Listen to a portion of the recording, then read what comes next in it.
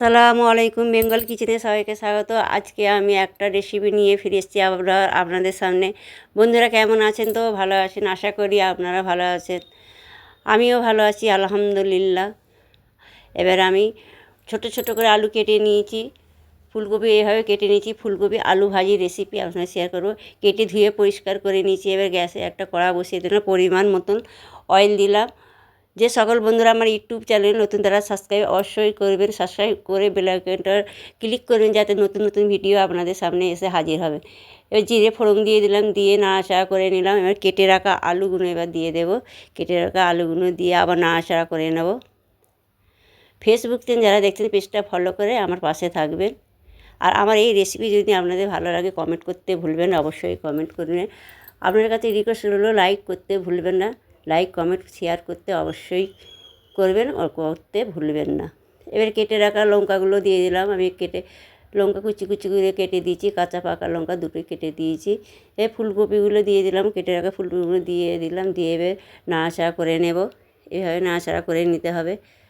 পরিমাণ মতন লবণ দিয়ে দিলাম, দিয়ে আবার নাড়াচাড়া করে নেব। আবার নাড়াচাড়া করে নিলাম।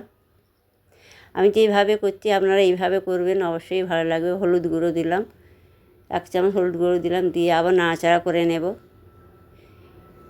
এই ফুলকপি আলু ভাজি আপনারা আমার মতন করে একবার হলেও ট্রাই করবেন। খেতে এত সুন্দর হয়েছিল, কী হলো অসাধারণ। আবার চাপা দিয়ে দিলাম, চাপা দিয়ে মানে সমস্ত ভাজিটা চাপা দিয়ে করবো।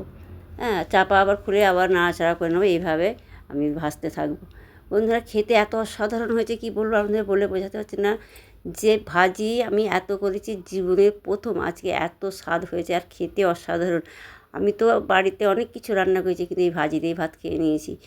হ্যাঁ, এত সুন্দর হয়েছে, বাড়ির সকলেই বলছে হেভি সুন্দর হয়েছে, খেতে মানে অসাধারণ। আমি তো মানে কি বলবো, আমার মনে এখনও মানে কি হচ্ছে যে এত সুন্দর ভাজি হয়েছে। আপনারা একবার হলে আমার মতন করে ট্রাই করে স্টেপ বাই স্টেপ এইভাবে আমি দিয়েছি, আপনারা এইভাবে করবেন। এবার পেঁয়াজ কুচিগুলো দিয়ে দিলাম, দিয়ে আবার ভালো করে নাড়াচাড়া করে নেব। এইভাবে একবার হলে আপনারা ট্রাই করে দেখবেন যে হ্যাঁ কতটা সুন্দর হয়, আর খেতেও কত অসাধারণ হয়। হ্যাঁ, বলে বোঝাতে পারবো না। এইভাবে আপনারা দেখবেন করে, অবশ্যই ভালো হবে।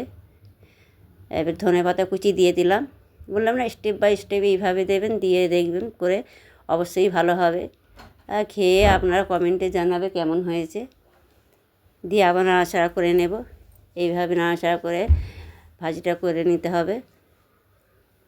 ভালো করে নাড়াচাড়া করে নেব। আমার ভাজি কমপ্লিট, আপনাদের পরিবেশন করে দেখাচ্ছি। দেখুন বন্ধুরা কতটা সুন্দর হয়েছে, কালারটা কত সুন্দর এসছে, আপনারা দেখছেন তো। আমি আর কি বলবো, খেতেও অসাধারণ হয়েছিল। আপনারা এইভাবে একবার হলেও ট্রাই করবেন, আর কমেন্টে জানাবেন। লাইক কমেন্ট শেয়ার করতে একদম ভুলবেন না। এইভাবে আমার পাশে থাকবেন, আমিও আপনাদের পাশে থাকবো। আপনারা ভালো থাকবেন, সুস্থ থাকবেন। আল্লাহ হাফেজ। ফিরে আসতে আবার নতুন ভিডিও নিয়ে।